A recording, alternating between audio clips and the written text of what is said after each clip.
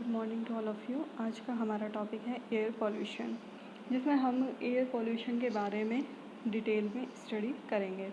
तो air pollution से मतलब होता है कि एयर में कुछ ऐसे अनडिज़ायरेबल सब्सटेंस मिल जाते हैं जिसके कारण वो एयर रेस्पिरेशन के योग्य नहीं रहती, कि वो हार्म पहुंचाने लग जाती है, तो इसे एयर पॉल्यूशन कहा जाता है।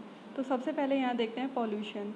Pollution is an undesirable change in the physical, chemical or biological characteristic of air, water and soil that may harmfully affect the life or create a potential health hazard or any living organism। तो जब pollution की बात करते हैं तो सबसे पहले देखते हैं कि पॉल्यूशन क्या होता है। तो पॉल्यूशन एक तरीके से एक अनडिज़ायरेबल चेंज होता है जो हमारे आसपास जो भी एनवायरनमेंट है, जिसमें एयर आती है, वाटर है, सॉइल, और इसके कारण क्या होगा, जो उसकी जो क्वालिटी होती है एयर, वाटर, सॉइल, इनके फिज़िकल, केमिकल और बायोलॉजिकल कैरेक्टरिस्टिक्स में अचानक से चेंज हो जाता है। और जो चेंज होते हैं ये हार्मफुल होते हैं, जो कि एनिमल्स पर या जो लाइफ होते हैं उस पर नेगेटिव इफ़ेक्ट शो करते हैं। तो इसे पॉल्यूशन कहते हैं। पॉल्यूशन इज़ डायरेक्ट और indirect change in any component of the biosphere that is harmful to the living organism. तो इस तरीके से हम यहाँ कह सकते हैं कि पॉल्यूशन जो हमारे आसपास जो एनवायरनमेंट है या बायोस्फीयर है, उसमें डायरेक्ट और इनडायरेक्ट इतने चेंजेस हो जाते हैं कि वो लिविंग ऑर्गेनिज्म के लिए हार्मफुल हो जाते हैं, तो इसको पॉल्यूशन कहते हैं। Pollutants, any substance which causes pollution is called a pollutant. कोई भी सब्सटेंस जो पॉल्यूशन क्रिएट करता है उसको पॉल्यूटेंट कहते हैं। Pollutant may be any chemical, geochemical, जैसे soil, dust, sediment, grit etcetera, substance, biotic component और its product and physical factor. Heat is released by man into the environment in such a concentration that may have adverse harmful effect। तो इस तरीके से जो pollutant होता है वो कोई भी केमिकल हो सकता है, फिज़िकल हो सकता है, कोई भी कंपोनेंट हो सकता है जो कि उस वहाँ के जो बायोस्फीयर है या एनवायरनमेंट है उसके ऊपर नेगेटिव इफ़ेक्ट या हार्मफुल इफ़ेक्ट डालता है। A pollutant may defined as any solid, liquid और gaseous substance present in such concentration as may be injurious to the environment. तो इस तरीके से हम यहाँ ये कह सकते हैं कि पॉल्यूटेंट कि कोई भी सॉलिड, लिक्विड या गैसियस सब्सटेंस जिसकी कॉन्सेंट्रेशन एक लिमिट के बाहर जाएगी, तो बाहर जाने के बाद वो एनवायरनमेंट के लिए इंजूरियस हो जाता है। द एटमॉस्फेयर, तो अब हम यहाँ पर एयर पोल्यूशन की बात करेंगे। तो सबसे पहले ये देखते हैं कि एटमॉस्फेयर क्या होता है। The vast expense of air which envelope the earth is called atmosphere. जो अर्थ के चारों ओर का जो एयर का एनवेलप होता है उसको हम एटमॉस्फेयर कहते हैं। The atmosphere is dynamic. The atmosphere is extended two thousand of kilometre above the earth surface, upper limit is not well defined. तो जो एटमॉस्फेयर होता है वो 1000 किलोमीटर तक ऊपर तक फैला हुआ रहता है, जिसके हम अपर लिमिट डिफाइन नहीं कर सकते। In the higher level gases are extremely rarefied. The atmosphere is held to the earth by the force of gravity. तो इसमें जो गैसेस होती हैं वो बहुत ही कम मात्रा में होती हैं, और इसके साथ जो एटमॉस्फेयर होता है वो ग्रेविटी के थ्रू अर्थ से हेल्ड किया हुआ रहता है। Of the total mass of the atmosphere about 99% is with in A height of 30 kilometre from the earth surface.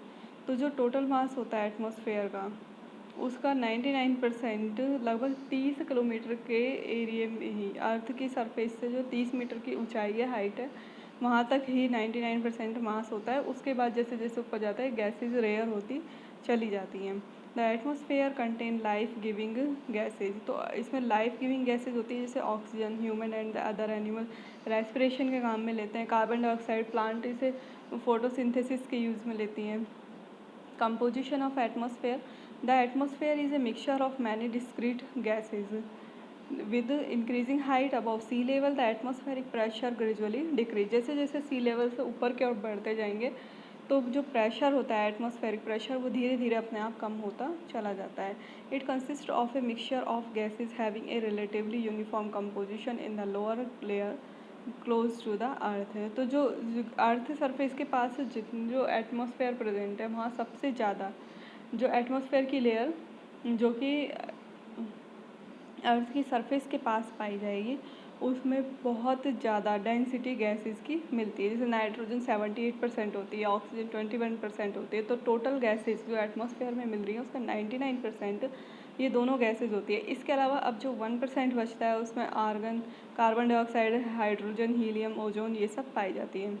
Besides gases, water vapor, dust particle, smoke, salt, impurities, microorganisms, pollen grains are also present in the lower atmosphere. Water vapour 4% of the air volume in the warm and wet tropics. जो गर्म और नम या warm and wet tropics होते हैं, वहाँ पर 4% water vapour पाई जाती है। Less than 1% of the air in the dry and cold areas of dessert and polar region. और जो पोलर रीजन्स होते हैं या जो डेजर्ट एरिया हैं, वहाँ पर 1% वाटर वेपर पाई जाती है। The amount of water vapour is decreased with altitude. जैसे जैसे एल्टीट्यूड्स पर, हाइट्स पर ऊपर की तरफ जाते जाएंगे, वाटर वेपर की जो अमाउंट होती है वो कम होती चली जाती है। Water vapour absorb the insolation from sun and thus reduced its amount reaching the earth surface. तो वाटर वेपर का काम क्या होता है? जो इंसोलेशन होता है, सनलाइट जो सन से अर्थ पर आती है, उसको हम इंसोलेशन कहते हैं, और इसको रिड्यूस करता है, उसको वहीं पे ही एब्जॉर्ब कर लेगा, जिसके कारण अर्थ सरफेस पर कम मात्रा में सनलाइट पहुंचती है। It also preserve the earth's radiated heat. और इसके अलावा जो अर्थ से जो वापस रेडिएशन के थ्रू जो हीट निकलती है, उसको भी यह रोकने का काम करता है। It also work as blanket allowing neither the become too cold nor too hot. तो इस कारण से जो ये ब्लैंकेट की तरह काम करती है वाटर वेपर, जिससे कि जो अर्थ का टेम्परेचर है ना ज़्यादा कम होता है और ना ज़्यादा होगा। डस्ट पार्टिकल, अब इनका सोर्स क्या क्या होता है? सॉल्ट हो सकते हैं, fine soil, smoke soots, ashes, pollen dust, ये सब इसके सोर्स होते हैं। Present in lower level of atmosphere, जो एटमॉस्फेयर का लोअर लेवल होता है उसमें ये बहुत ज़्यादा पाए जाते हैं। They intercept and reflect insolation of sun. जो सनलाइट होती है उसे ये रिफ्लेक्ट करते हैं, वापस से रिफ्लेक्ट कर देंगे, और जैसे सन से जो लाइट आ रही है उसको ये अर्थ सरफेस पर कम पहुंचने देंगे। अदर गैसेज, जिसमें 0.03% कार्बन डाइऑक्साइड होती है। कार्बन डाइऑक्साइड को हम देखते हैं तो इसका काम क्या होता है? ये ट्रांसपेरेंट गैस होती है, जो कि सनलाइट से आने वाली जो रेडिएशन होती है उसके लिए तो ये ट्रांसपेरेंट होती है, तो ईजिली वो अर्थ सरफेस तक तो आ जाती है। लेकिन जब वो जो वापस से जो सनलाइट जो रेडिएंट है जो अर्थ से टकराती है और टकराने के बाद वापस जाती है, तो उस कंडीशन में यह जो वापस जाने वाली जो रेडिएशन की वेवलेंथ होती है उसके लिए इम्परमिएबल या ट्रांसपेरेंट नहीं रहती, तो उसको यहीं पर ही एब्जॉर्ब कर लेती है, और जो अर्थ का टेम्परेचर होता है वो इस तरीके से मेंटेन करके रखती है। It absorb A part of terrestrial radiation and subsequent remit part of its toward the surface. Thus, it keeps the air near the ground warmer and along with the water vapor is largely responsible for the greenhouse effect of the atmosphere. CO2 is also responsible for global warming. तो इस तरीके से हम ये कह सकते हैं कि जो एटमॉस्फेयर में जो ग्रीन हाउस इफेक्ट है उसके लिए कार्बन डाइऑक्साइड रेस्पॉन्सिबल होती है। अब स्ट्रक्चर ऑफ एटमॉस्फेयर देखते हैं, तो जब इसके स्ट्रक्चर देखी जाती है तो उसमें क्या होता है? इक्वेटर के ऊपर से देखते हैं तो लगभग 18 किलोमीटर, तो इक्वेटर पर जो एटमॉस्फेयर है वो सबसे ऊंचा मिलता है और पोल्स पर सबसे कम मिलता है। तो the atmosphere consist of almost concentric layer of air with a varying density and temperature. Density is highest on the Earth's surface and decrease rapidly upward. In the atmosphere, broadly 5 layers can be identified: troposphere, stratosphere, mesosphere, ionosphere and the exosphere. तो इस तरीके से हम ये देख सकते हैं कि जो इसमें एटमॉस्फेयर में लेयर्स पाई जाती हैं, कॉन्सेंट्रिक लेयर्स होती हैं, और इनके नाम हैं सबसे जो 5 लेयर हैं जो अर्थ सरफेस के सबसे नज़दीक होती है वो ट्रोपोस्फियर, उससे ऊपर स्ट्रेटोस्फियर, उससे ऊपर मीजोस्फियर, फिर आयनोस्फियर और एक्सोस्फियर, इस तरीके से पाई जाती हैं। ट्रोपोस्फियर इसकी इक्वेटर पर हाइट 18 किलोमीटर्स होती है और पोल्स पर इसकी हाइट 8 किलोमीटर होती है। तो जो इक्वेटर है उसके ऊपर थिकेस्ट लेयर होती है, जबकि पोल्स पर इसकी हाइट कम होती चली जाती है। Temperature in this layer decreases with increasing height रफली at rate 0 of 1 degree centigrade for 165 metre of ascent. तो इसमें क्या होता है, जैसे जैसे हाइट में बढ़ते हैं 165 मीटर की ऊंचाई पर जाने पर 1 डिग्री सेंटीग्रेड टेम्परेचर में कमी आती है। तो this is known as normal lapse rate. तो यह नॉर्मल लैप्स रेट कहलाती है कि 165 मीटर की ऊंचाई पर जब ट्रोपोस्फियर में ऊपर बढ़ेंगे तो 1 डिग्री सेंटीग्रेड टेम्परेचर की कमी आती है। Troposphere contain dust particle and over 90% of the earth's water vapour, all important atmospheric process leading to various climatic and weather condition take place in the troposphere, hence most significant layer। तो इस कारण से क्या होता है, troposphere में सबसे ज़्यादा वाटर वेपर पाई जाती है और डस्ट पार्टिकल भी सबसे ज़्यादा पाए जाते हैं। इसके अलावा इसमें क्लाइमेटिक और वेदर कंडीशन बहुत ज़्यादा चेंजेस होते रहते हैं। तो इस कारण जो एविएटर जेट्स होते हैं, एरोप्लेन्स हैं, वो इसमें फ्लाई करने से अवॉइड किए जाते हैं। तो अब यहाँ ये डायग्राम दिया हुआ है जिसमें principal zone of the atmosphere दिखाए गए हैं टेम्परेचर के अकॉर्डिंग। सबसे नीचे अर्थ के ऊपर वाली सरफेस ट्रोपोस्फियर, उसके ऊपर स्ट्रेटोस्फियर, फिर मीजोस्फियर, फिर आयनोस्फियर और एक्सोस्फियर। इस तरीके से इनकी हाइट दिखाई गई है कि कितने किलोमीटर तक यह पाया जाता है, फिर उसके ऊपर कौन सा स्टार्ट होता है, और टेम्परेचर भी यहाँ पर दिखाया गया है। सेकंड आता है स्ट्रेटोस्फियर। जैसे ही ट्रोपोस्फियर से ऊपर जाते हैं तो स्ट्रेटोस्फियर स्टार्ट हो जाता है। अब यहाँ पर It lies beyond the troposphere and the zone separating the two is called tropopause. Stratosphere extends up to a height of 50 km. Temperature ceases to fall and remains constant up to a height of 20 km. Afterward, it gradually increases up to height of 50 km. तो इसकी जो height होती है 20 से 50 kilometre की होती है troposphere के बाद। तो due to presence of ozone layer which absorb the UV radiation of the sun. अब यहाँ पर यूवी रेडिएशन को एब्जॉर्ब करने के लिए ओजोन लेयर भी पाई जाती है। Cloud are almost absent and very little dust of water vapour. The air movement are most horizontal. Air temperature at the tropopause is about -80 degree centigrade equator और -45 at the पोल। तो इस तरीके से इसमें ये देखा जाता है। मीजोस्फीयर, अब स्ट्रेटोस्फीयर के बाद की जो 80 किलोमीटर तक की हाइट है वहाँ पर मीजोस्फीयर पाया जाता है। यहाँ पे टेम्परेचर -80 डिग्री -100 डिग्री होता है। आयनोस्फीयर 80 किलोमीटर से लेकर के ऊपर की जो 400 किलोमीटर का जो डिस्टेंस है, एरिया है, वहाँ पर ये लोकेटेड रहता है। और यहाँ पे इलेक्ट्रिकली चार्ज लेयर होती है जो कि जो अर्थ सरफेस पर जो रेडियो वेव्स होती हैं उनको रिफ्लेक्ट करती है और वायरलेस कम्युनिकेशन के लिए रेस्पॉन्सिबल होती है।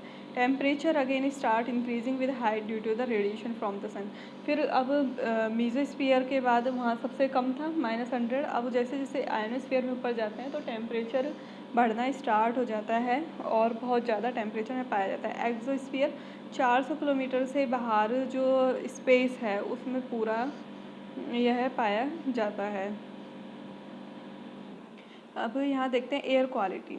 एयर क्वालिटी से मतलब होता है कि एक ऐसी एयर, नॉर्मल एयर या फ्रेश एयर जिसमें कि जितने भी डस्ट पार्टिकल्स हैं या जितने भी उसमें गैसेस का कंपोजिशन है वो बिल्कुल इतना हो कि जो किसी एनिमल को हार्म ना करे, या जब हम उस एयर से देखें तो दूर तक साफ दिखाई दे। तो इस तरीके की एयर है जो बिल्कुल उसकी एयर क्वालिटी पर डिपेंड करता है। तो अब यहाँ ये देखा जाता है कि unfortunately the concentration level of different gases show variation due to pollution Moreover, there are also added a number of harmful gases to atmosphere. These adversely affect air quality and make it unfit for living organisms. तो जैसे कि sulphur dioxide, nitrogen oxides और SPM होते हैं, suspended particulate matter. तो ये क्या करते हैं, एयर क्वालिटी को बहुत ही डिक्रीज़ कर देते हैं। तो इसी तरीके से यहाँ पर जो नाइट्रोजन ऑक्साइड है उसकी एयर क्वालिटी दी गई है कि 4 माइक्रोग्राम पर मीटर क्यूब, ये उसका एरिया यहाँ पर नोट किया गया है। तो इस तरीके से यहाँ पे डिफरेंट सिटीज़ के बारे में दिया गया है कि कितनी कितनी वहाँ पर एयर क्वालिटी देखी गई है। अब देखते हैं सोर्सेज एंड पॉल्यूटेंट्स, कि कोई भी पॉल्यूटेंट होता है उसका कोई ना कोई सोर्स ज़रूर होता है जहाँ से वो रिलीज़ किया जाता है। जैसे कि air pollution result from gaseous emission from mainly industry, thermal power station, automobiles, domestic combustion. तो ये सारे इनके थ्रू ये निकलता है कि गैसेस रिलीज़ की जाती हैं, ऐसी गैसेस जो कि हार्मफुल होती हैं और पॉल्यूशन क्रिएट करती है। तो ये जो गैसेस जहाँ से निकलेंगी वो उनके सोर्स होते हैं। फर्स्ट है इंडस्ट्रियल चिमनी वेस्ट, कि अब यहाँ पर देखा जाता है कि बहुत सारी इंडस्ट्रीज़ होती हैं जो कि एयर पोल्यूशन के लिए रेस्पॉन्सिबल होती है। जैसे पेट्रोलियम रिफाइनरी जो मेजर सोर्स है गैसियस पॉल्यूशन के लिए। तो जो ये गैसियस पॉल्यूटेंट्स हैं इनके लिए मेजर सोर्स का काम करती हैं पेट्रोलियम रिफाइनरी। तो अब इनमें जो गैसेज है सल्फ़र डाइऑक्साइड और नाइट्रोजन ऑक्साइड, ये सबसे ज़्यादा पाई जाती हैं जो कि एयर पॉल्यूशन करती हैं, और ये पेट्रोलियम रिफाइनरी से निकलती हैं। The SPM level in such areas of stone crushing are more than 5 times the industrial safety limit. अब यहाँ पर कुछ इनके ये दिए हुए हैं कि कितना कितना इनमें से रिलीज़ होता है। थर्मल पावर स्टेशन, जो थर्मल पावर स्टेशंस होते हैं वहाँ पर क्या किया जाता है, टेम्परेचर के थ्रू वाटर को गर्म किया जाता है, फिर इलेक्ट्रिसिटी जनरेट की जाती है।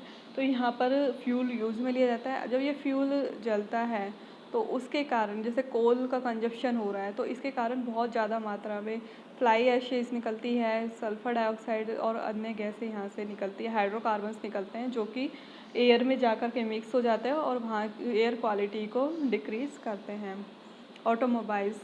ऑटोमोबाइल्स जैसे कि व्हीकुलर एग्जॉस्ट होते हैं, तो ये इनसे भी सल्फ़र डाइऑक्साइड, नाइट्रोजन ऑक्साइड इस टाइप की गैसेस निकलती हैं जो कि पॉल्यूशन क्रिएट करती हैं। From the different sources of air pollution A variety of pollutants are released into atmosphere. The principal air pollutants emitted from these different sources are as follows. तो इसी तरीके से जो डिफरेंट एयर पोल्यूशंस होते हैं और भी हैं जो कि एयर पोल्यूशन काम आते हैं या एयर पोल्यूशन करते हैं। फर्स्ट है कार्बन कंपाउंड, जैसे कार्बन डाइऑक्साइड और कार्बन मोनोऑक्साइड। तो जब फॉसिल फ्यूल्स को जलाया जाता है, उसका कंबस्टन किया जाता है, तो उस टाइम पर ये कार्बन डाइऑक्साइड और कार्बन मोनोऑक्साइड रिलीज़ होते हैं। सल्फ़र कंपाउंड्स जैसे sulphur dioxide, H2S and H2SO4, ये भी फॉसिल फ्यूल्स जैसे कोल है उसको जलाने से निकलते हैं और इनके कारण थर्मल पॉल्यूशन हो रहा है और साथ में ये गैसेस भी निकलती हैं। Nitrogen oxide, these include nitrogen oxide, nitrogen dioxide, HNO3। तो ये ऑटोमोबाइल्स, पावर प्लांट्स और इंडस्ट्रियल यहाँ से ये रिलीज़ किए जाते हैं। ओजोन, और ह्यूमन एक्टिविटी के कारण ही ओजोन का लेयर है जो डिप्लीट हो रही है और उसके कारण ओजोन की मात्रा, जो फ्री रेडिकल वाली ओजोन होती है उसकी मात्रा एनवायरनमेंट में बढ़ रही है। Fluorocarbons, these come from industries, insecticides spray. तो ये जो फ्लोरोकार्बन्स हैं वो इंसेक्टिसाइड स्प्रे और इन सब से रिलीज़ किए जाते हैं। इसके अलावा हाइड्रोकार्बन्स जैसे बेंजीन, बेंजपायरीन, तो ये है जो कि ऑटोमोबाइल और इंडस्ट्रीज से रिलीज़ किया जाता है। इसी तरीके से मेटल्स हो गई, लेड, निकल, arsenic, beryllium, tin, vanadium, titanium, cadmium. तो ये भी कहते हैं कि जो सॉलिड पार्टिकल्स होते हैं या गैस की फॉर्म में एयर में चले जाते हैं और यह है एयर क्वालिटी को डिक्रीज़ करते हैं और पॉल्यूशन क्रिएट करेंगे।